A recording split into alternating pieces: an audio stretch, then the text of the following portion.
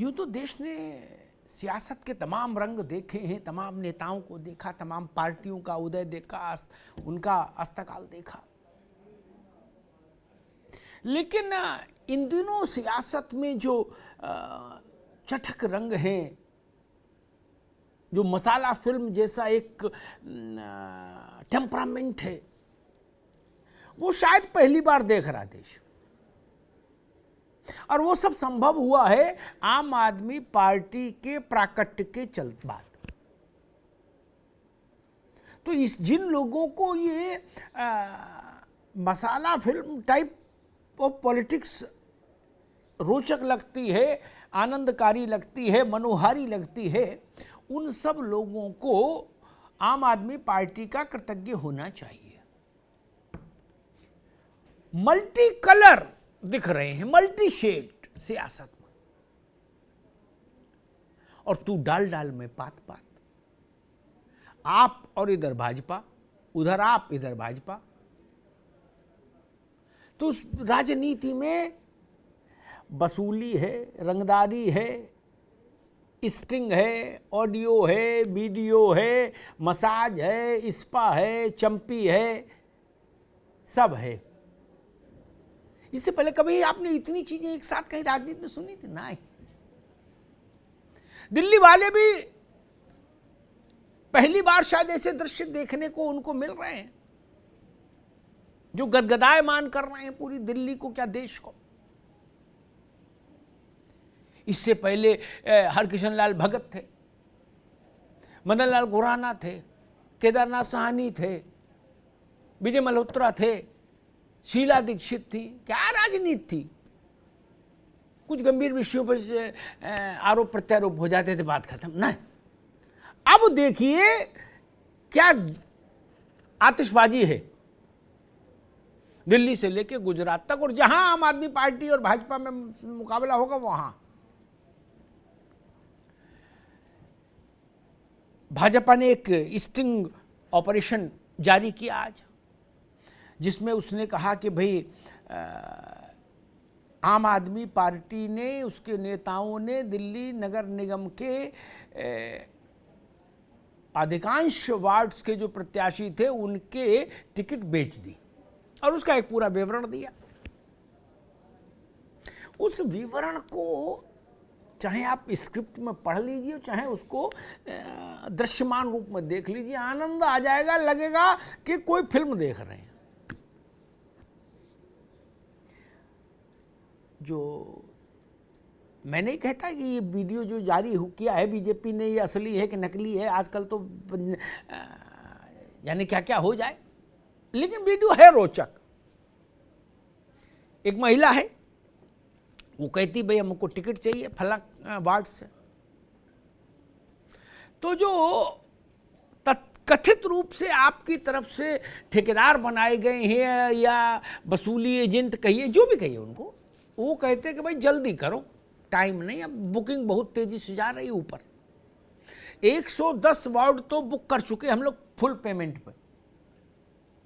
वो कहती नहीं, थोड़ा टोकन ले लो अभी, नजराना शुक्राना, फिर बाकी जब टिकट होगी तब बाकी दे देंगे। कह रहे ना, जब तक पैसा पूरा नहीं पहुंचेगा काम आगे नहीं बढ़ेगा, आपका नाम नहीं जा सकता।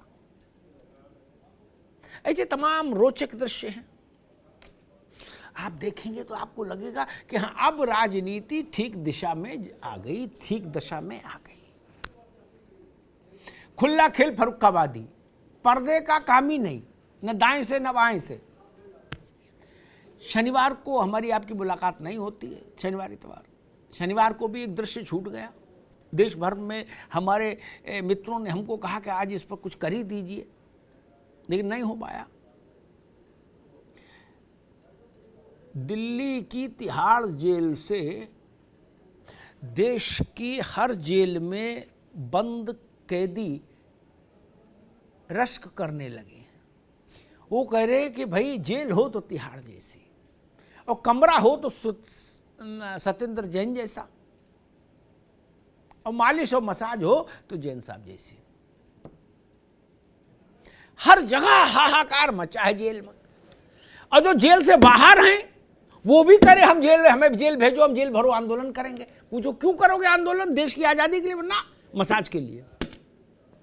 बोले भाई अभी तो आजादी का मसला नहीं, आजादी तो आ गई 47 में। अरे बोले मसाज का तो है।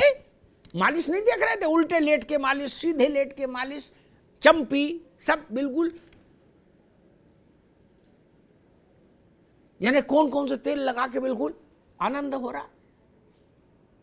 अब सबसे एक खतरा पैदा हो गया। वो खतरा ये पैदा हो गया कि कहीं ऐसा ना हो कि देश भर में जो बात रोग से पीड़ित लोग हैं, जिनके हाथ पैरों में दर्द है, कमर में, सिर में, शरीर थोड़ा, तबीयत थोड़ी टोटे टोटे रहती है, नासाज है, कहीं वो लोग आंदोलन पे उतर आए, तब क्या करोगे? कि जेल भेजो जी हमें, 15-15 दिन हम भी रहेंगे। लोकतंत्र है, मसाज पर सबका हक, और तिहाड़ भी सरकार के पैसे चलती है, तिहाड़ पर भी सबका हक। मामला बवाल बन गया। कुछ लोग बोले कि भाई लंदन वालों, तुम लोग नशे में रहते हो। लंदन की एक अदालत में विजय माल्या ने कहा कि भारत की जेलों का हाल ठीक नहीं है, वहां बहुत शोषण है कैदी का। भारत के लोगों ने कहा कि लंदन के जज साहब को ये दिखाओ जाके कैसे साफ सुथरे बिस्तर पे हैं, डल्लब के गद्दे मालिश हो रही है नारायण तेल से, अब बिस्लरी का पानी पिया जा रहा है और टीवी अलग चल रही। हो सकता माल्या भी लौट आए, बोले वहां भटकने से क्या लाभ जब यही मालिश है, तो यत्र तत्र कहां भटकेंगे। ये कैसे संभव हुआ?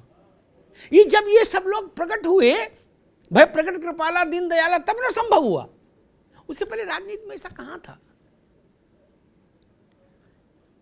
मनीष सिसोदिया जी ने अपने स्वनाम धन्य मंत्री का बचाव किया, और बचाव इतना अद्भुत कि आदमी की जेब में अगर 11 रुपया हो तो 11 निक्षावर कर दे। उन्होंने कहा जी बताइए भाजपा वाले कितनी नीचता पर उतर आए, बीमारी का मजाक उड़ाते। सत्येंद्र जैन को तो बीमारी है, उनके ऑपरेशन हुए थे, उनको एक्यूप्रेशर दिया जा रहा है, मसाज नहीं हो रही। बोले रीढ़ की हड्डी में समस्या है। अच्छा तू डाल, मैं पात मैंने कहा। तो एक भाई आया, बोला कि रीढ़ की हड्डी में समस्या है तो कमर से नीचे मालिश करो, पीठ की करो। ये तो बैठ के चंपी करा रहे, तो सिर से कनेक्शन है क्या? मामला वहां तक होगा। लेकिन है उस मसाज के दिव्य चलचित्र को भी क्रांति से जोड़ दिया, त्याग तपस्या से जोड़ दिया। बोले साहब बीमार हैं। और ये तो आपको याद ही होगा कि ये जो मालिश वाले मंत्री जी हैं, ये भगत सिंह घोषित हो चुके हैं। फिर मैंने कहा याद दिला दूं ना, बाद में आपको क्या बताया नहीं। अरविंद जी ने इनको भगत सिंह घोषित कर दिया था कुछ दिन पहले, और कहा था ये कट्टर देशभक्त हैं। अब जितने देशभक्त हैं वो सब अपने आगे कट्टर लगा के मान लीजिए मालिश की मांग करने लगे, तो इतने मालिश करने वाले कहां से आएंगे और इतनी तिहाड़ कहां से बनेंगी? कहीं नारा ना लगे जेल के फाटक टूटेंगे, हम भी अंदर जाएंगे, मालिश रोज कराएंगे, तब क्या करेगा? राजनीति यहां पर आकर ठहर गई। यहां गुजरात से लेके और दिल्ली तक सिवाय मनोरंजन के कुछ नहीं हो रहा। गरीब से जुड़े मसले कहीं नहीं, गरीब की आंख का आंसू कहीं नहीं। यही है जो हमने बताया, वसूली, रंगदारी, मसाज, मालिश, स्पा, तूतू में, दैट्स ऑल। राजनीति कहाँ पहुँच गई इसका अंदाजा आप इस सब चीज़ों से लगा लीजिए। आप इन सब चीज़ों को देख लीजिए तो आपको लगेगा शायद कोई कॉमेडी शो देख रहे हैं आप, जिसमें देश की पीड़ा, संत्रास, उसके लोगों का कष्ट कहीं नहीं दिखेगा। कोई कह रहा है जी बुकिंग करा लो, कोई कह रहा है जी पूरा बयाना ले आओ, कोई कह रहा है जी टोकन ले लो, कोई कह रहा है जी नहीं इतना ही माल लगेगा। क्या क्या हो रहा है? जेल में मालिश हो रही, आदमी घर में मालिश करा नहीं पा रहा, यहाँ जेल में भी हो रही। ऐसी स्थिति आ गई, इसको अच्छा कहो चाहे बुरा कहो, ये जनता के ऊपर है। अपने अपने जैसे होता है नमक स्वादानुसार, वैसे अपनी अपनी रुचि के अनुसार है। लेकिन ऐसी मल्टी कलर सियासत देश ने कभी नहीं देखी जैसी अब देख रहा है। बात आप एकदम सही कह रहे हैं। आनंद देने वाली, मतलब सब कुछ है। एक ऐसा लगता है कि जैसे कोई बॉलीवुड की फिल्म देख रहे हैं जिसमें सारा मसाला मौजूद है। आम आदमी पार्टी ने कहा, और खासतौर पर अरविंद जी ने कहा कि भाई हम लोग कट्टर देशभक्त हैं, भगत सिंह के वारिस हैं, इसलिए हम लोग जेल से नहीं डरते। उस वक्त बात अच्छी लगी। लेकिन एक दूसरे धारा में जब ये सत्येंद्र जैन की मालिश वाला, चंपी वाला वीडियो आ गया, अब मैं नहीं कह रहा, लोग कहने लगे, बोले गुरु आप समझ गए कि जेल से क्यों नहीं डरते हो? ऐसे सुख कहाँ जेल के अलावा, तिहाड़ के अलावा? आलोक जी, मुझे तो तिहाड़ की सुरक्षा का खतरा महसूस हो रहा है। लाखों आदमी मान लो तिहाड़ में कूद पड़े कि हम भी मालिश कराएंगे तब। अच्छा, विज्ञान भी बदल गया। मैं कह रहा हूं ये कौतुक काल है, राजनीति का कौतुक काल। मेडिकल साइंस बदल गई। एक्यूप्रेशर में चंपी इंक्लूड हो गई। पहले चंपी एक्यूप्रेशर में नहीं आती थी, अब आ गई। मोहर लगा दी तकी साहब ने, बोला चंपी भी included. All India medical institute जो है वो अब उस पर चिंतन बाद में करेगा। वो कह रहे हैं ये कौन पठानिया है, कौन है ये गोयल, ये लोग उसमें वीडियो में कह रहे हैं कि भाई जल्दी बुकिंग करा दो, 110 का पैसा आ चुका है पूरा फुल, और बिना फुल पैसे काम नहीं होगा, ये बयाना और नजराना से काम नहीं होगा, डिमांड ज़्यादा है सीट कम है, पूरा पैसा लाओ तो ऊपर भेज दें। मतलब खुला खेल फरुखाबादी है, चलने दो, जो होगा देखा जाएगा। हमारे यहाँ वृंदावन में बोलते आज के आनंद की जय, क्या वैसे मगर आज आनंद की जय है बहस में, इसलिए तनाव नहीं लो। मैं एक छोटा सवाल पूछूंगा कि तेल के बिना तो मालिश होती नहीं है ना, ये ड्राई मालिश का टाइम नहीं है ना। ये मैं समझना चाह रहा हूं कि मतलब एक्यूप्रेशर में ये चंपी कैसे इंक्लूड किया आपने? वो भी तो कोई साइंस डेवलप की होगी, कोई पीएससी की मीटिंग हुई होगी कि भाई चंपी का क्या करें, बोला घुसा दो एक्यूप्रेशर में, होगा देखा जाएगा। हंसी मजाक से अलग, अगर मैं एक क्षण को ये मान भी लूं कि सत्येंद्र जैन चोटिल थे, उनका ऑपरेशन हुआ और डॉक्टर ने कहा कि भाई इनके तेल लगा के मालिश करो रोज 1 घंटा, मान लीजिए, मान लें, तो भी जेल का सुनो भैया तक आप कुछ जानकारी बढ़ेगी, आपको इस पे हर जगह जवाब देना होगा, तो इस पे परफेक्ट रहिए। जेल के कानून कहते हैं कि अगर ऐसी परिस्थिति है भी कैदी के साथ, तो जेल में जो चिकित्सा विंग है वहीं ले जाके ये मालिश हो, और एक्यूप्रेशर और एक्यूपंक्चर जो बताओ, चंपी टंपी, स्पा मसाज, फुट मसाज, कौन हैंड मसाज, जो भी है सब वहीं होगा। ये कमरे में नहीं हो सकता कि 4 लड़के और बैठे हैं, वो गाना भी सुना रहे हैं मधुबाला का है, और बिस्लरी का पानी भी रखा, उधर टीवी भी चल रहा है, बोले एक्यूप्रेशर, ऐसा नहीं चलेगा। फिर जाना वहीं पड़ेगा, स्ट्रेचर से जाओ और चाहे चल के जाओ। स्ट्रेचर वाली तो स्थिति नहीं, चल तो खूब अच्छे से रही है सत्येंद्र भाई। इसलिए मैं कह रहा हूं नियम का उल्लंघन तो कर दिया, इसको एक्यूप्रेशर में ना घुसाओ। एक बात जो अंत में अभी इन्होंने कही तकी ने, वो बड़ी महत्वपूर्ण है कि वो जेल में मीटिंग कर रहे हैं, अपने मंत्री पद के दायित्व का निर्वहन कर रहे हैं। ये और भी ज़्यादा कानून का उल्लंघन है, अनैतिक है, असंवैधानिक है, शासन के संचालन की प्रक्रिया और नियमावलियों का 100% उल्लंघन है। जेल में नहीं हो सकती मीटिंग, बिल्कुल। जेल में कैसे हो जाएगी? बिल्कुल। जेल में फाइल कैसे जाएगी? नो, कैंप ऑफिस बनेगा क्या जेल किसी का? ये बात ठीक कही सैफ खान ने। ये चलन है भारत की प्रशासनिक व्यवस्था का कि आप अधिकारियों से पूछो, वो ग्लास खरीदने की बजाय ग्लास किराए पर लेना पसंद करते हैं। बोले खरीद में एक ही बार आएगा, जो कुछ आएगी दाल दलिया, किराया तो हर महीने आएगा, कट हर महीने आता है। इस सिद्धांत को समझ लीजिए। एक दूसरी बात, ये मैं अपने अनुभव से कह रहा हूं, ये कहीं गूगल में लिखा नहीं मिलेगा। दूसरी बात, इलेक्ट्रल बॉन्ड की आई, ये ऑन बॉन्ड टाइप की जितनी चीजें हैं ना, जो लिखा पढ़ी में पैसे का ट्रांजैक्शन होता है चेक से या ड्राफ्ट से या आरटीजीएस, ये भारत के राजनीतिक फंडिंग का मेरा अपना तजुर्बा कहता है 1% भी नहीं होगा। ठीक, 99.9% फंडिंग तो काली पॉलीथिन में आती है,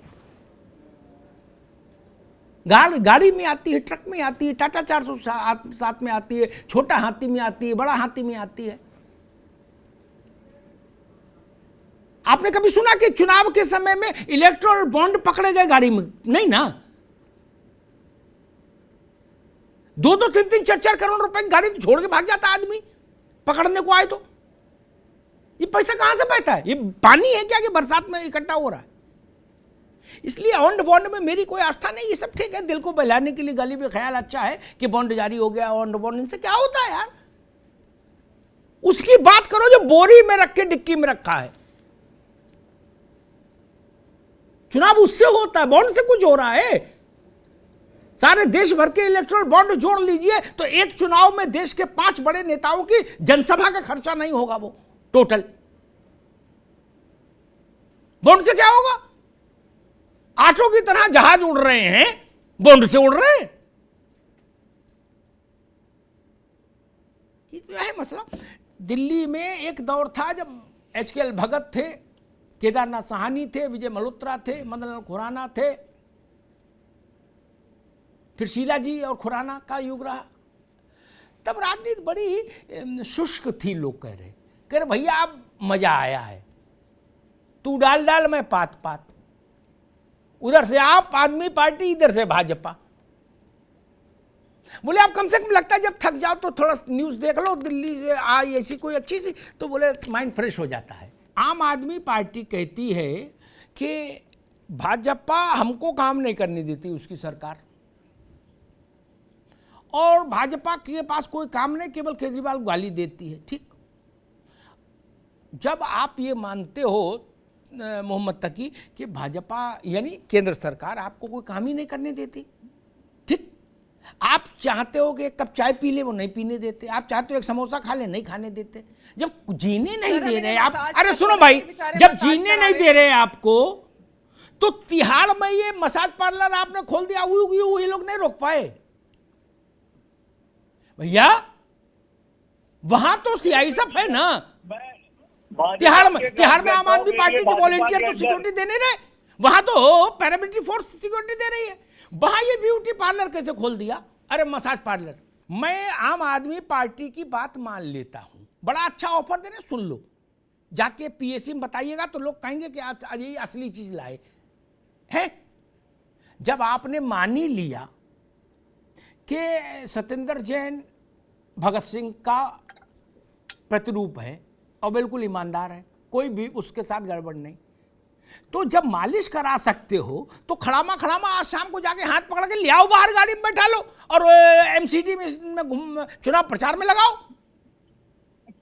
बहू तो एक चंपी वाला साथ रख दो, फिर वहां रखे क्यों? वो कोर्ट और छोड़ो, जाने दो, क्या करेगा कोर्ट? जब आपने कही दिया कि सब फर्जी है, कुछ नहीं है जी, सब फर्जी है, तो वो बाहर निकाल लाओ। आज पहले चांदनी चौक ले जाओ, ज्ञानी जी की कुल्फी खिलाओ और उसके बाद निकल जाओ युद्ध में। नहीं, क्या ये सच नहीं है? व्यवहारिक सच, इसको मानेगा कोई नहीं और ना इसको प्रूव किया जा सकता अनटिल अनलेस हम भी ऐसे स्टिंग न कर लाएं कहीं से। भारत की सारी राजनीतिक व्यवस्था में टिकट का विपणन, टिकट की खरीद बेची एक सामान्य प्रक्रिया है, आज से नहीं, मुद्दत से। सब में नहीं, लेकिन हाँ एक बड़ा परसेंटेज हमेशा हर चुनाव में रहता है फॉर सेल। और सुन लो, ये मैं अपने अनुभव से बता रहा हूं, और गुमाश्ते भी घूमते हैं। गुमाश्ते जान रहे हैं ना, एजेंट, वो आएंगे आपके पास, हाँ भाई ए.के. मिश्रा जी बताओ, करा दें? आप कहोगे क्या है मेहनताना? अरे बोलो कुछ नहीं है, आपके लिए क्या है, 15 में हो जाएगी, क्या सीधे पहुंचोगे लोकसभा। तब आप कहते हो नहीं 10 में। ऐसा मैंने देखा है 2019 में जी, यूपी में एक बड़ा गठबंधन हुआ जो देश के अब तक के सारे गठबंधनों में सबसे बड़ा था, ठीक, 2 पार्टियों का, मैं जनता पार्टी की बात नहीं करूंगा उस समय की, बट दो पार्टी में, समाजवादी और बहुजन समाज पार्टी जी। मैं संक्षेप बता, एक सज्जन लड़े चुनाव यूपी से, वो हार गए, जी। मुझसे मिलने आए। सैफ खान आप भी सुन लो, बाकी मित्र भी सुन ले जो थोड़ा सातवें आसमान पे घूमते हैं सिद्धांतों के, वो भी सुन ले जमीन पे क्या होता है ना। क्योंकि मेरे पास ये हिपोक्रेसी तो है ही नहीं, जो है बिल्कुल खरी बात है। अच्छी लगे तो और अच्छी बात, और खराब लगे तो उससे भी अच्छी बात। मैंने पूछा भाई कैसा रहा, बड़ा बुरा लगा तुम हार गए। तो उन्होंने कहा कि दादा 38 के नीचे आ गए। क्या 38 के? जी। लाख नहीं, CR। मैंने कैसे? बोले 20 जमा कर आए थे, दिए थे, और 18 खर्च हो गए। क्या सच नहीं है? अमिताभ सर, भारतीय सब राजनीति, जगह हो रहा।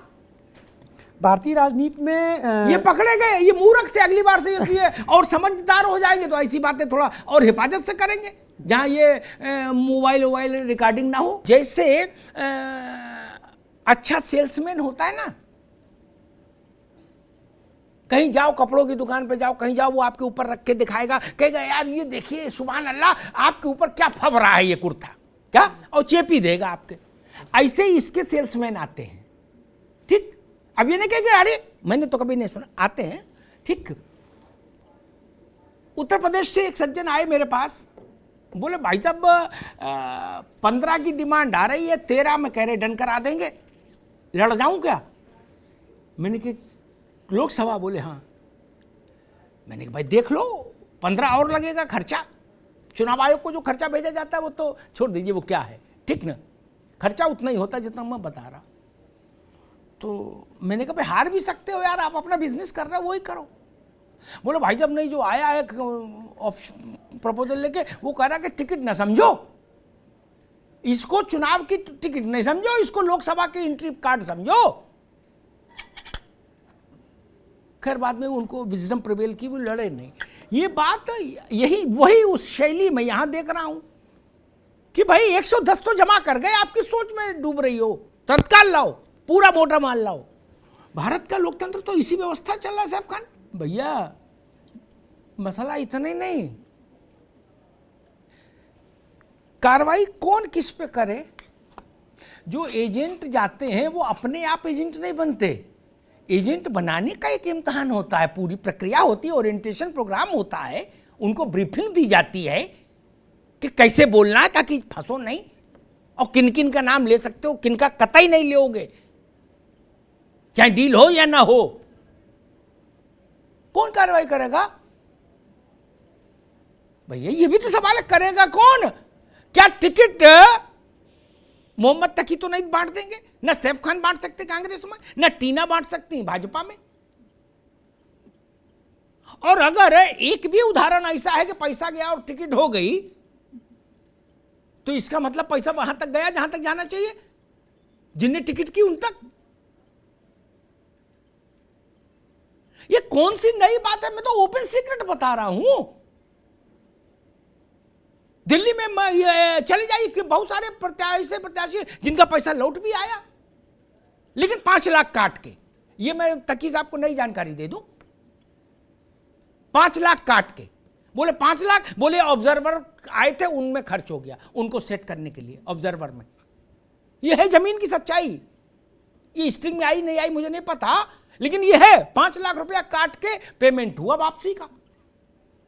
बोले भाई 50 दिए थे, 45 रिसीव कर लो, नहीं हुआ टिकट। दिल्ली भर में कलेक्शन एजेंट बने थे अलग अलग इलाकों के, इनका कोई ओरिएंटेशन प्रोग्राम भी किया गया होगा कि भाई कैसे ऑपरेशन करना है, क्या करना है, क्या स्थिति है, कहाँ करना है, किस टाइप के लोगों से कितनी बात करनी है, उस टाइप का कुछ। कि उनकी पार्टी इस वक्त वो उस स्थिति में है दिल्ली में बाढ़ के चुनाव में कि सर्वाधिक उम्मीदवार टिकटार थी, उनकी पार्टी के लोगों से संपर्क में आए होंगे, ठीक।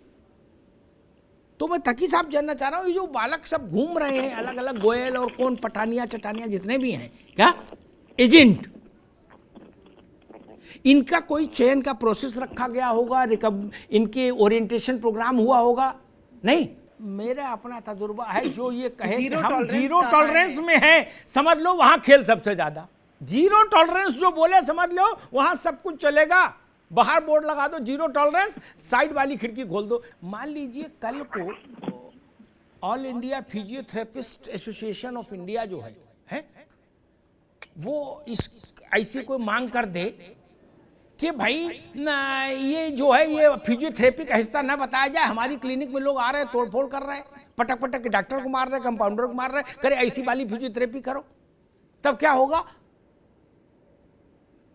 मिश्रा जी? नहीं, चिंता की विषय है भैया। हमारे इंदिरापुरम में हमारी अपार्टमेंट के एक अपार्टमेंट छोड़ के एक फिजियोथेरेपिस्ट हैं, क्लिनिक है उनकी, वो हमको बता रहे थे कि भाई साहब 50 लोग आ चुके हैं सुबह से हमारे पास वीडियो देख के, और वीडियो दिखाते हैं मोबाइल में, कहते हैं ऐसी वाली करो। बोले बताओ क्या करें? नहीं, ये बड़ा राष्ट्रीय विषय है चिंता का। मान लीजिए कल को सारे फिजियोथेरेपिस्ट बोले भाई हम चंपी नहीं कर पाएंगे, और जो क्लाइंट आएगा वो फिजियोथेरेपिस्ट को वीडियो दिखाएगा, कहेगा ऐसी वाली करो। तब अरविंद जी ने कहा कि भाई हम भारत को दुनिया का नंबर 1 देश बनाने जा रहे हैं, और तब तक हम चैन से नहीं बैठेंगे जब तक ये बन नहीं जाएगा, ठीक? और ये कह के वो निकले यात्रा पर। पूरा देश बनेगा तब बनेगा, लेकिन कम से कम जो ये तिहाड़ का चित्र आया है इसको देख के तो दुनिया के कोई भी देश ये मानेगा कि भारत में जेलों की स्थिति कितनी नंबर 1 हो गई। नहीं, बिल्कुल ऐसी सुविधा अमेरिका में नहीं मिल रही, ऑस्ट्रेलिया में नहीं मिल रही, जापान में नहीं मिल रही, चाइना में तो खैर बहुत ही बुरा हाल है, वो तो बहुत ही क्रूर है जेल में। नहीं तो कम से कम ये तो तकी मोहम्मद तकी को बधाई दो कि उन्होंने जेल को विश्व का नंबर 1 बना दिया। बिस्लरी पियो है और मालिश कराओ और टीवी देखो, टीवी सास बहू सीरियल। कौन लोग ये प्रचार करते हैं कि भाई जेल में गद्दे खराब, बिछौना खराब है, चादर फटा है, बदबू आ रही है उसमें, जो खटमल है, ये तो मुझे बिल्कुल चकाचक दिखाई दे रहा है। ये चद्दर बिस्तर और डल्लप की तकिया किया सब देख के लग रहा तबीयत खुश हो रही, लग रहा कि आप किसी लेमन ट्री टाइप होटल में जाके विराजमान हो गए। नहीं, पैसा राजनीति का एक में मुख्य घटक रहा आज हमेशा से, ठीक है ना? वो अक्रॉस द पार्टी लाइन एक ही बात है। बहुत महंगा काम है राजनीति, ठीक, लेकिन वो भोला हो गया। अब पहले पर्देदारी थी, कुछ लिहाज शर्म थे, आदमी उसके रूट ढूंढता था। अब तो लड़के भर्ती कर दिए, बोले वसूल के लाओ, हैं जगह जगह मीटिंग करो, होटलों में जा जाके। ये होटल में तो मीटिंग हो रही, ऐसा लग रहा है जैसे कोई अग्निवीर टाइप की स्कीम लॉन्च कर दी, बोले लड़के भर्ती करो वसूली के लिए। जनता के मुद्दे, उसकी पीड़ा से जुड़े मसले, उसकी जिंदगी की तंगहाली को कैसे हम दूर कर सकें, उससे जुड़ा कोई एक्शन प्लान किसी चुनाव में नहीं दिखता। कोई कह रहा हम कट्टर धर्म राष्ट्रवादी, कोई कह रहा हम कट्टर ईमानदार, कोई कह रहा हम भगत सिंह, कोई कह रहा हम कृष्ण जी का अवतार, कोई कह रहा हम हनुमान जी का अवतार, कोई बता रहा हम रामचंद्र जी के वंशज, कोई बता रहा हम ये महाभारत हैं, कोई बता रहा हम कुछ हैं। और इसी हा हू में एक महीना गुजर जाता है। जिसको जीतना जीत गया, जो जीत गया वो मौज करेगा, जो हार गया वो फिर से कुआं खोदेगा। बार बार मर्यादा शब्द का इस्तेमाल हुआ, मुझे एक खतरा दिख रहा है। राजनीतिक दल अपने अपने दलों में एक एक कोई भद्र महिला मर्यादा नाम की रख लेंगे, कहेंगे ले जी मर्यादा है। तब क्या करोगे? जब प्रहसन ही करना है, उसी स्तर पर कबड्डी खेल रहे हो सब, तो मर्यादा का तो अर्थ आप ये निकाल दोगे, तब हम क्या कर लेंगे? ये ओपन सीक्रेट से मुंह चुराने वाला समाज जो भारत का है ना, ये भारत का सबसे बड़ा शत्रु है। क्या हम लोग उन सब सच्चाइयों पर ऐसा ड्रामा करते हैं? ऐसा नहीं, सब जानते हैं पैसा चल रहा है, सब जानते हैं, कैश में चाहे काइंड में। जो कार्यकर्ता है इस बात को सैफ भी जानते हैं, टीना भी और तकी भी, बोले या ना बोले। आप कार्यकर्ता हो तो आपसे नगद मान लो 3 करोड़ 5 करोड़ नहीं भी मांगेंगे, लेकिन 5 साल आपसे जो उन्होंने सेवा करवाई है वो भी 5 करोड़ तक ले गए सेवा को। एप्पल का नया फोन आया तो, और शादी ब्याह और गुलदस्ता और गाड़ी घोड़ा कर आके वो पैकेज डील वही है। जो नया आदमी है उससे एक मुश्त पैसा ले लेंगे। सैफ खान को 5 साल फील्डिंग करनी होगी चुनाव के लिए तो 5 साल में उतना खर्च करा लेंगे। ये सच्चाई है। अमिताभ अग्निहोत्री चुनाव लड़ना चाहें तो नहीं लड़ सकते। क्या कैसे लड़ लेंगे? नहीं लड़ सकते आप चुनाव। लेकिन जो लोग इसलिए आए थे, मुझे याद है जब ये गर्भ में था, वैचारिक गर्भ में था ये, और अन्ना का आंदोलन चल रहा था कि पार्टी बने कि नहीं बने, तो आम आदमी पार्टी के 3 प्रमुख लोगों में से एक ने मुझसे कहा, मैं इस पक्ष में था कि पार्टी बनाओ, तो उन्होंने कहा अग्निहोत्री जी हम लोग कहां से लाएंगे लड़ने वाले। आज वो स्थिति हो गई कि चुंगी के चुनाव में 3 से शुरू हुई बात और 80 तक ट्रेवल कर रही है गली गली। कोई कह रहा 3 करोड़ से बात शुरू हुई थी कमला नगर के जन कौन से कहां के वार्ड की, और ये 80 तक पे आई अलग अलग इलाकों के हिसाब से। ये स्थिति के सच नहीं। 10 जगह भी ऐसा हुआ तो इससे राजनीति तो कलंकित हो गई, पतित हो गई।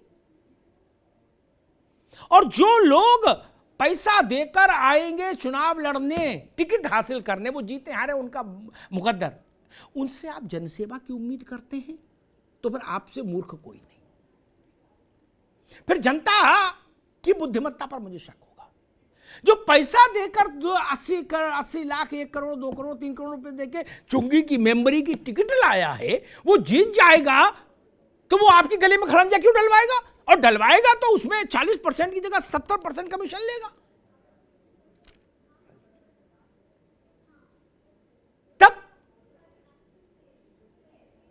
भाई अपने खेत बेच के पैसा जिसने दिया वो रिकवरी नहीं करेगा।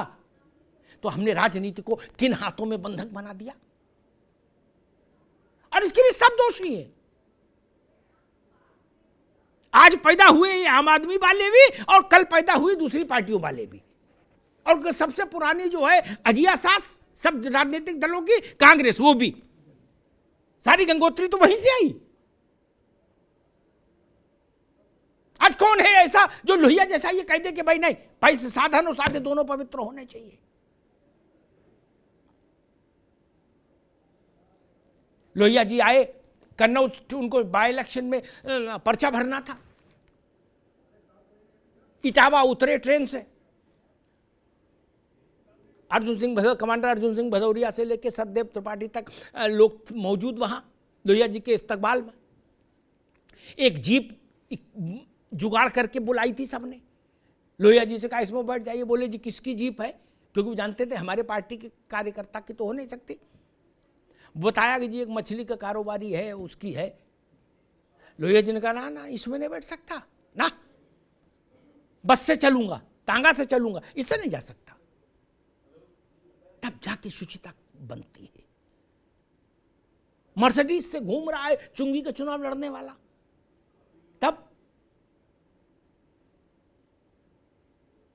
राज्यसभा में कैसे कैसे लोग भेजे जा रहे हैं, उनकी सार्वजनिक जीवन में क्या प्रामाणिकता है, क्या योगदान है, देश की राजनीतिक व्यवस्था में क्या योगदान है। पता लगा कल तक लोहा मंडी में व्यापारी थे और राज्यसभा के मेंबर हो गए। कोई 100 बोल रहा है, कोई 200 बोल रहा है, कोई 150 बोल रहा है। क्या हो रहा है? मैं नहीं कह रहा। चौधरी बीरेंद्र सिंह, सैफ खान जानते होंगे, इनकी पार्टी के बड़े नेता रहे, हरियाणा के हैं, सर छोटू राम के नाती। उन्होंने एक बार कहा था, मनमोहन सिंह के समय की बात है, पुराना, आज तो रेट मुझे नहीं पता, उन्होंने कहा था मिनिमम 100 करोड़ है राज्यसभा का रेट। जहां राज्यसभा का रेट हो जाए 100 करोड़, वहां चुंगी का क्यों नहीं होगा भैया? बताइए। जैसी सास तैसी बहू, ये सच नहीं है क्या? गुप्ता जी बन गए राज्यसभा में, मित्तल साहब बन गए राज्यसभा में, पंजाब से कोई, यहां से कोई, वहां से, उनका क्या कंट्रीब्यूशन है? इस स्ट्रिंग में भी गुप्ता जी का जो उल्लेख आया है, कौन गुप्ता जी? जो राज्यसभा के मेंबर हैं आम आदमी पार्टी से, जिनकी फोटो अजगर डाले हुए आई थी गले में, अजगर डाले हुए। वो एक ही दिन में आपसे जुड़े और इतना जुड़ गए कि राज्यसभा में पहुंच गए सीधे। उन्होंने एक ही दिन में इतनी जनसेवा कर दी कि आपने कहा कि ना तुम्हें मेरी कसम राज्यसभा में जाना पड़ेगा। और ऐसी ही जनसेवा एक एक दिन में अद्भुत जनसेवा करने वाले चतुर लोग हर पार्टी में हैं। मैं नाम लूं क्या? जो कार्यकर्ता झोला लिए घूम रहा है, संघर्ष कर रहा है, वो ठगा ठगा सा देखता है। वो कहता भाई साहब हम नहीं लड़ पाएंगे कभी चुनाव। अरे पद, पार्टी में पद बांटने का तो रेट लगने लगा है। बहुत पीड़ा के साथ ये शब्द कह रहा हूं, पद बांटने का, जिसमें कुछ मिलता नहीं, अपने जेब से जाता है, उसमें भी। और अगर सत्ता है पार्टी की मिश्रा जी, तो रेट में गुणा हो जाता है तुरंत 100 का। जितना सत्ता से दूर है पार्टी और कतई संभावना भी नहीं, उसका में सस्ते में आ जाएगा, आदमी बन जाएगा पदाधिकारी किसी फ्रंटल उसमें किसी में। लेकिन अब आप कहिए कि सत्ता में हो पार्टी, तो उसका तो भैया विजिटिंग कार्ड लेने का एक न्यूनतम मानदेय है। उसे चुकाए बिना आप भगत सिंह की बात करो, दीनदयाल जी की बात करो, महात्मा गांधी की बात करो, जवाहरलाल नेहरू की बात करो, अंबेडकर की बात करो, इससे कोई फर्क नहीं पड़ता। मोटा माल देंगे तो अपॉइंटमेंट लेटर मिलेगा कि भाई आप फलानी कमेटी में, फलाने प्रकोष्ठ में बना दिए गए, पार्टी के 100 लोगों में से एक आप भी हो गए। मैंने 100 लोग प्रकोष्ठ की, सैफ खान प्रकोष्ठ की 100 लोगों की कमेटी, जिनमें कोई मतलब नहीं रहने का, पेट देखी है। आदमी उसी के लिए मारामारी कर रहा, करा भैया इसी में घुसवा दो, क्या कम से कम निशान तो मिलेगा। इसलिए ये स्टिंग से मैं चौंका नहीं। ये लोग पात्र सही है गलत है, ये हो सकता है जांच का विषय, लेकिन मूल स्वर जो है ना, मूल संदेश जो है, वो पीड़ादायी संदेश ठीक है। ये महिला जिसने स्टिंग किया वो नहीं हो, सही हो गलत तो मैं नहीं जानता, लेकिन आप किसी से भी देश में किसी शहर में जाके पूछ लीजिए कि ऐसा होता है, सब कहेंगे हाँ भैया आपको नहीं पता, होता है। और कुछ पार्टियां तो इसी के लिए विख्यात हैं। उत्तर प्रदेश में एक बड़ी पार्टी रही, उसने तो डंके की चोट पर रखा मामला। 15 दिन में एमएलए बनी है, 12 दिन में एमपी। खुल गया, आइए आइए। क्या ये सच नहीं है?